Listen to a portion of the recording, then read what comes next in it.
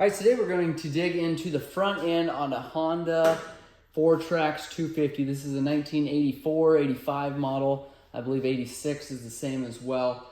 I just wanted to show you what this front end looks like. I've done a complete overview of this four-wheeler on a separate video. Make sure you check that out on our channel. I've also done a service. I've done rear end. We've done carb clean, valve adjust. So make sure you check all those videos out if you've got questions on this four-wheeler. But I've never done the front end specifically. So it's got a little bit of an unusual style of front end. Almost looks like a swing arm up front here, as opposed to your typical lower A-arm, upper A-arm, and that setup. So I just wanted to show you exactly how this looks when we get into it, when we're taking it apart. So first thing you're going to want to do is block up your front end, as we will have to pull for sure one side. If you're doing brakes, if you're doing replacing anything else on this front end, you're going to have to block it up so that you can pull a wheel off, potentially the other side too. So pulling these lug nuts off here at this point.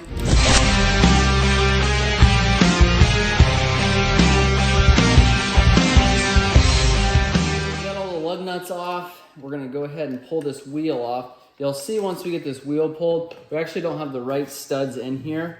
They just kind of used what they had. So these are going to be way longer than they need to be. Definitely not the right size, nor do they look correct.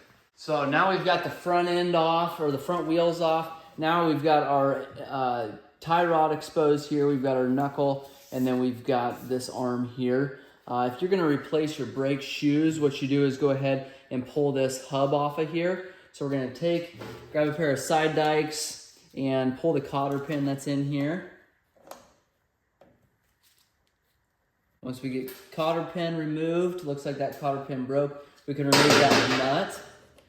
And this is 1 1/16", and it's actually bigger than that. So that was just loose on there anyway. So now to remove the drum, just go ahead and pull off. If this doesn't come off easily, what I would do is take some flat screwdriver, stick it in behind here. Just be really careful, because you could actually take and bend this panel here. You don't want to do that, because you do need that to seal up. You also don't want to break your screwdriver off in there.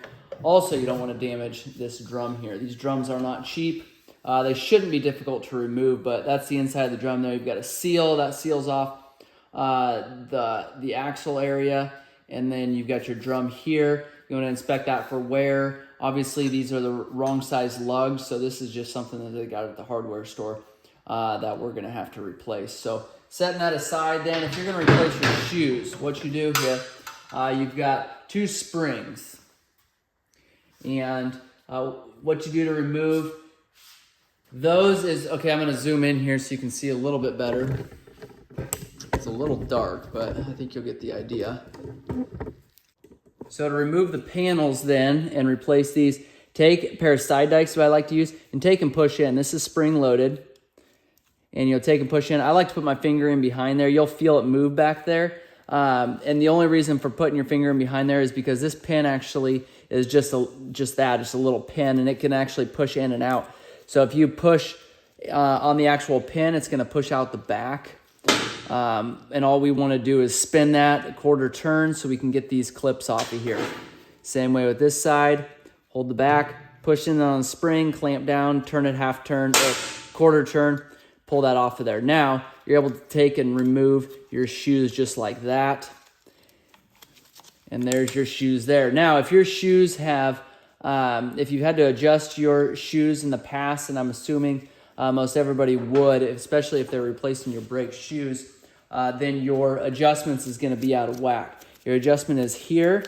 You just take either a small pair of channel locks or a screwdriver, and you tap on these adjustment screws here, and that's going to run that in or out depending on what you're needing there. If you're replacing them, you're going to want to run them in.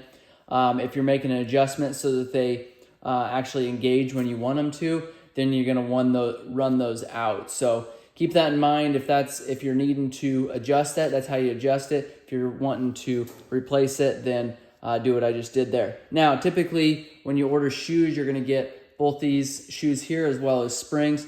Now, what I like to do is put the springs on, then you take one side, set it in the grooves, take the other side, and this takes a little bit of effort here. Take and pull these into place, and then you can take and put your clips on there. So same thing, run your brake, run your side dikes push in and then take and twist. Again, quarter turn, that's gonna set it in that groove there, and that is how you replace the brake shoes on this Fourtrax 250. If you guys got questions or comments, make sure and leave those in the comment section below. If this video has been helpful, hit that subscribe button for us so that you're notified when more videos come out. Thank you for watching.